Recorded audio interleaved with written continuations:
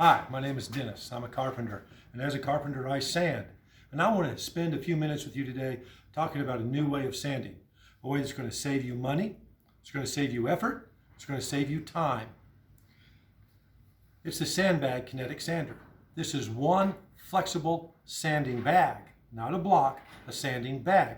And it's a deerskin bag full of kinetic sand. Now, kinetic sand is a special industrial sand that's been super sifted.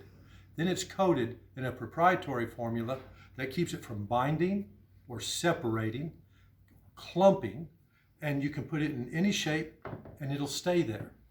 Now, the benefit of that is that as you're sanding, you're not having to put your fingers into unique shapes, reducing the stress on your knuckles, and it distributes that pressure much better than your fingertips can, because you have ridges between your fingertips. When this is pressed into shape, the contact is 100% along the body throughout the width and the length of this sanding bag. Another thing that's important about this bag that we're going to show you is it's ergonomically correct for your wrist. Sanding blocks or anything wide, when you have to spread your fingers, creates a tension.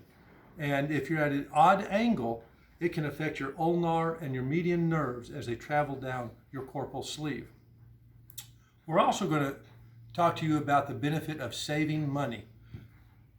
Quarter sheets of sandpaper are the way to go. If you're a serious hobbyist or a professional, you know that. You can buy a full sheet of sandpaper, quarter it, and it'll run you anywhere from 10 to 15 cents for each one of these, as compared to a foam pad that can go as high as $2.50 or as low as $1.60.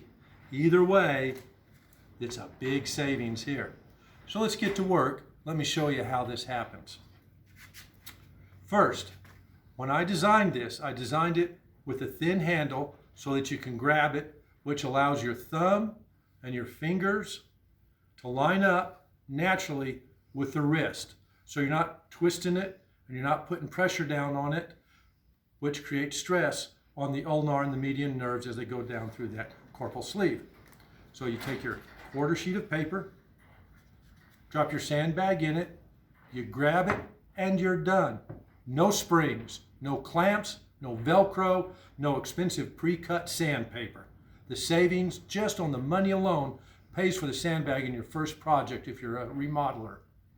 The natural tactile nature of the deerskin creates friction with the sandpaper and it stays in place. And you can sand all day long comfortably. You see what I was talking about? My finger, my thumb, my wrist are all in a line. I've done a lot of sanding. I have swung a hammer for too many years. I have to do things that are easy on my body nowadays. Now, I want to show you something. If I just fold this away, if the camera can pick that up, so I rotate that around, this weird shape that you're looking at, that's my hand. See how that just fits me like a deerskin glove.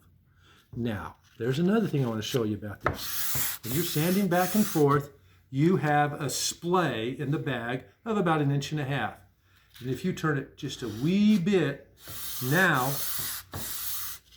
you're more broad than that sanding block. Look at that. And if you've used these before, you know if you turn sanding blocks sideways, what happens? You can catch your paper. You can rip your paper. All it takes is an imperfection in the wood or a weak sheet of paper. Well, then you're done. Not so with the sandbag, because it stays, it hugs, and it fills those voids. Now, there's something else about the kinetic sandbag that I want to show you. Say you're having to sand 4 sides of a piece of stock, or you have a unique shape.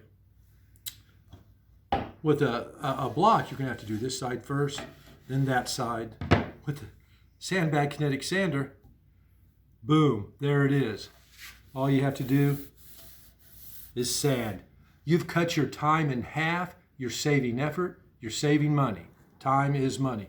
And there's no other sanding tool in the world that can do that, or this, or squeeze down to to fit your smaller details like an OG. I don't know if the camera will pick that up, but if you're sanding OG, say you've trimmed out a cabinet, look at that. It mirrors it. What about an outside radius? What about if you're doing curves, an inside radius, spindle work? Say you're turning on a lathe. This works great on a lathe. I wish I had one here for you to demonstrate. Now, you think a sanding block can do that? I don't think so. It just doesn't work near as well as this sanding bag. Now, this piece of trim here, it can be base or case. Say you're a remodel painter and you're going to redo a house. You're going to reshoot the lacquer because it's crazed over the years, or maybe it's a white shellac finish and it's yellowed on you. You got to knock it down before you reshoot it. Doesn't take much, and it mirrors every little crevice that those knives in that shaper cut into that wood. Now, step over here. Coves. We get into a lot of coves. These are rather small coves, but I use them just for illustrative purposes. How you can sand all the way around this cove on those details coming up the side and the cove in the center. All you have to do is wrap your sandpaper around it and sand. You've cut your time by 3. Large cove, small cove, the same thing. Imagine if you had to knock down the finish on large crown molding. What a great labor savings device this would be. Now, I've told you these are 15 cents. What I haven't told you is something that's near and dear to me is these one-use sanding pads. Well, after you're done with them, they go right into Mother Earth. We need to stop that. We need to start treating Mother Earth with the respect she deserves.